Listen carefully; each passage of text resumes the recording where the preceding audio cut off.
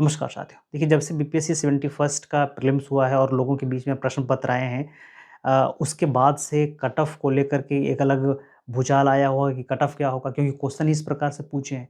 इतना रिफाइंड प्रश्न बीपीएससी ने कभी नहीं पूछे और उतना ही उसका आंसर भी क्लोज है। तो कट ऑफ को लेकर के चर्चाएँ तो बनी हुई थी। लोगों ने बहुत सारे कयास भी लगाए कि कट ऑफ कितना रहेगा, कट ऑफ इतना रहेगा। अच्छा, जब से आंसर की आया है, जब से कट ऑफ में और बदलाव हो गए और कट ऑफ जो है थोड़ा वोलेटाइल हो गया है। अब ये भी तय नहीं कर पा रहे कि कट ऑफ होगा क्या? दूसरी बात है कि अभी भी क्वेश्चन और डिलीट होंगे, 2-3 क्वेश्चन ही सही लेकिन डिलीट तो होंगे, उसके बाद कट ऑफ में और बदलाव हो जाएँगे।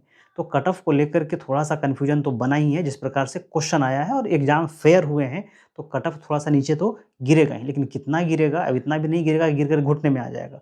हाँ, लेकिन कट ऑफ तो गिरेगा। तो मेरा अपना एनालिसिस है कि कट ऑफ जो है इस एग्ज़ाम को लेकर के क्या रहने वाला है, लेकिन मैं उससे पहले एक बात आपको कहना चाहता हूँ कि सबसे पहले आप लोग प्रश्न पत्र अगर आंसर से नहीं मिलाए हैं, तो सबसे पहले मिलाइए। क्योंकि बहुत सारे ऐसे स्टूडेंट हैं जो डरते हैं कि नहीं, मेरा क्या होगा? मैं कैसे मिलाऊँ?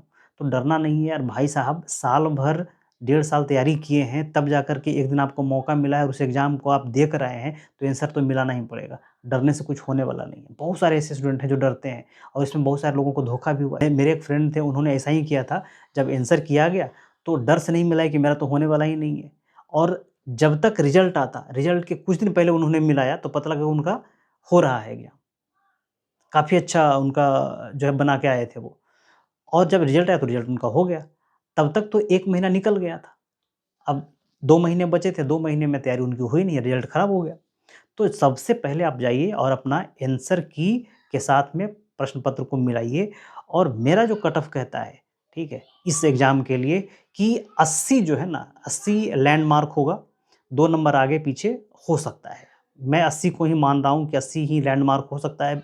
उसके बाद 82 हो जाए, 83 हो जाए, यहाँ तक ही कट ऑफ जा सकता है, ज़्यादा नहीं होगा कट ऑफ में बदलाव, ठीक है? क्योंकि पिछले साल क्वेश्चन इतना हल्का होने के कारण भी जो कट ऑफ है वो 90-91 रहा था और पिछले बार भी सीट लगभग 2000 के आस-पास में था, इस बार भी 1200 साढ़े 1200 सीट है, तो कट ऑफ में ज़्यादा बदलाव नहीं होंगे, ठीक है? उसी अनुसार से आप नीचे भी मिला लीजिए कि बीसी में क्या होगा, ओबीसी, उसी उसी के अनुसार आप ईडब्ल्यूएस में, उसी के अनुसार आप बीसी में, एससी में, एसटी में मिला लीजिए कि उसी के अनुसार कट ऑफ रहने वाला है। ये 80 के आस-पास ही कट ऑफ जनरल का होगा। अगर जिनका इसके आस-पास में है, तो बिल्कुल आप सेफ ज़ोन में हैं, आप मेंस की तैयारी में लगिए।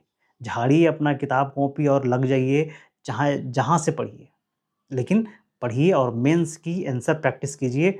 जितना हो सके लिखिए, जितना हो सके आप पढ़िए, पेपर पढ़िए, कटिंग निकालिए, जो करना है वो कीजिए।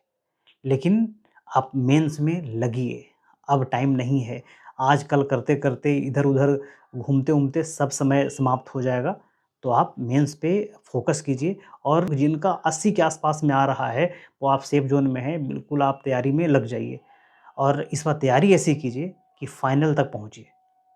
सिलेक्शन लेके जाइए, बहुत अच्छा अपॉर्च्युनिटी है और अच्छे से तैयारी करेंगे ना, ईमानदारी से तैयारी करेंगे, तो पक्का सिलेक्शन होगा। ये बात मानिए, आप ईमानदारी से तैयारी कीजिए, लिखिए, डेली 2, 4, 5 क्वेश्चन की प्रैक्टिस कीजिए लिखने की, जैसे-जैसे नज़दीक आएगा एग्ज़ाम, वैसे-वैसे और उसको बढ़ाइए।